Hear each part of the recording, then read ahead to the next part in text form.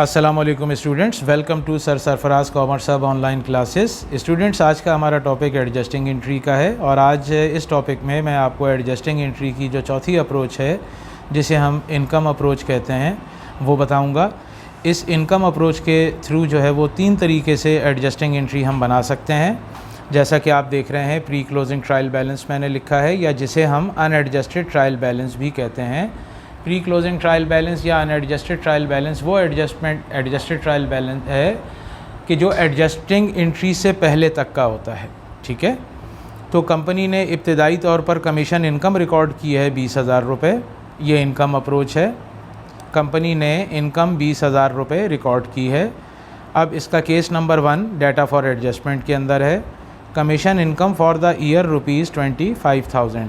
जैसा कि स्टूडेंट इससे पहले लेक्चर्स में भी मैं आपको एक्सप्लेन कर चुका हूँ कि जो अकाउंट इनिशियली रिकॉर्ड होता है यहाँ अनएडजस्टेड ट्रायल बैलेंस में या प्री क्लोजिंग ट्रायल बैलेंस में, एडजस्टिंग एंट्री को देखते हुए हमें ये गेस करना होता है, ये एस्टीमेट करना होता है कि जो अकाउंट आपने प्री क्लोजिंग ट्रायल बैलेंस में रिकॉर्ड किया था इब्तदाई तौर पर, इनिशियली तौर पर, उसमें साल के दौरान इजाफ़ा हुआ या कमी हुई। तो अब जैसा कि हमने इब्तदाई तौर पर कमीशन इनकम 20,000 रुपये रिकॉर्ड की है और डाटा फॉर एडजस्टमेंट के थ्रू हमें पता चला कि कमीशन इनकम हमारे साल की हुई है 25,000 रुपये, 25,000 रुपीज़।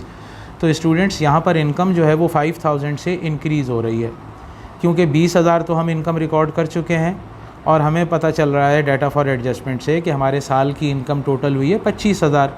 तो 20,000 इनकम तो ऑलरेडी हमारे पास रिकॉर्डेड है। इनकम जो ओवर हो रही है वो 5,000 है, तो इसकी अब एडजस्टिंग एंट्री बनेगी। जैसा कि इससे पहले भी मैंने आपको अपने लेक्चर में समझाया था, इस लेक्चर में फिर बताता हूँ। जब trial balance, pre closing trial balance वाला अकाउंट और डाटा फॉर एडजस्टमेंट वाला अकाउंट अगर तो दोनों सेम है तो अमाउंट हम डिफरेंस वाली लेंगे। ठीक है, तो यहाँ 25 में से 20 अगर हम माइनस कर देंगे तो 5,000 रुपये का इसमें डिफरेंस आएगा और 5,000 रुपये से अब हम एंट्री बनाएंगे, क्योंकि इसमें हमारी इनकम बढ़ रही है। इनकम इंक्रीज़ होती है तो rules of debit and credit के मुताबिक उसे हम क्रेडिट साइड में रिकॉर्ड करते हैं। तो इसकी पहली एंट्री देखिए, कमीशन रिसीवेबल डेबिट 5,000 से और कमीशन इनकम को हम क्रेडिट कर देंगे 5,000 से। ठीक है, रिसीवेबल यहाँ डेबिट इसलिए हुआ स्टूडेंट्स कि हमने इनकम रिकॉर्ड की 20, लेकिन हमारी इनकम हुई है 25,000। इसका मतलब ये है कि साल के दौरान जो 5,000 रुपये हमारी फ़र्दर इनकम इंक्रीज़ हो रही है, वो पैसा हमने अब तक अपने क्लाइंट से रिसीव नहीं किया है, यानी वो पैसा रिसीव करना है, उसे कहते हैं कमीशन रिसीवेबल।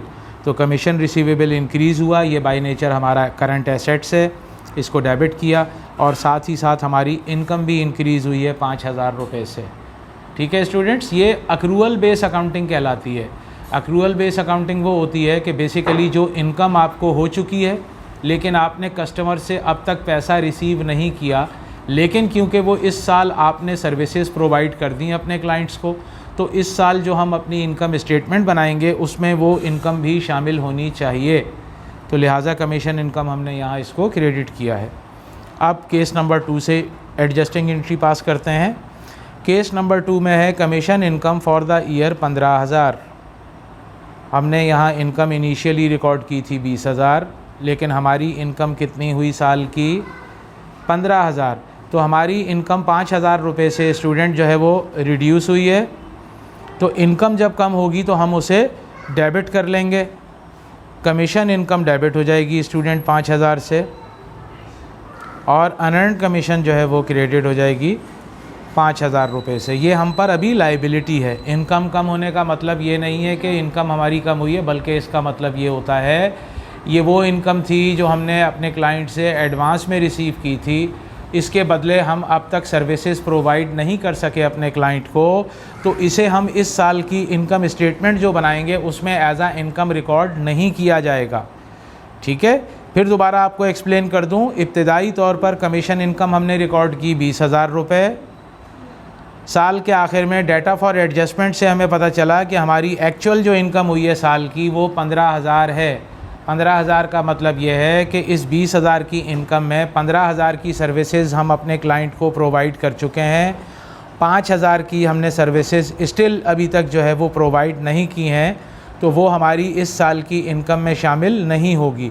लिहाजा अब जब हम इसकी एडजस्टिंग एंट्री पास करेंगे तो उसमें कमीशन इनकम को डेबिट कर लेंगे, हमारी इनकम कम हो गई 5,000 से, और अनअर्नड कमीशन इसके अगेंस्ट में आएगा, इसको क्रेडिट कर लेंगे। ये हम पर अभी भी लाइबिलिटी इतनी मौजूद है।